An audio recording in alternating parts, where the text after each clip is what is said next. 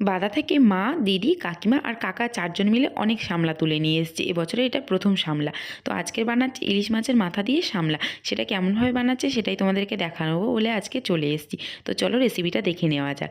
তো প্রথমেই আমরা ভালো করে পরিষ্কার করে ধুয়ে আমি আর দিদি মিলে শামলাগুলোকে কেটে নিয়েছি। তারপর কড়াতে একটু তেল গরম করতে দিয়ে তাতে কালো জিরে আর কাঁচা লঙ্কা ফোড়ন দিয়েছে।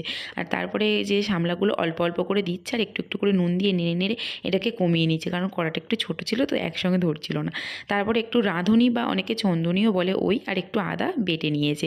আর এদিকে কড়াতে একটু হলুদ আর লঙ্কা গুঁড়ো দিয়ে দিয়েছে, দিয়ে তারপরে একটু অল্প করে জিরে আর ভাজা লঙ্কার গুঁড়োও দিয়ে দিয়েছে। দিয়ে সবটাকে একসঙ্গে নেড়ে নেড়ে যখন জলটা একটু কমে এসছে তখন তাতে ভাজা ইলিশ মাছের মাথাগুলো দিয়ে তার উপর একটু চিনি আর বেটে রাখা চন্দনীটাকে দিয়ে একটু নেড়ে চেড়ে জলটা শুকিয়ে নিলেই রেডি ইলিশ মাছের মাথা দিয়ে শামলা। তো রেসিপিটা কেমন লাগলো তোমরা অবশ্যই করে জানিও, আর এই রেসিপিটা তোমরা কে কে বানালে সেটাও কমেন্ট করে জানিও। তো আজকের মতো এই পর্যন্ত, বাই বাই।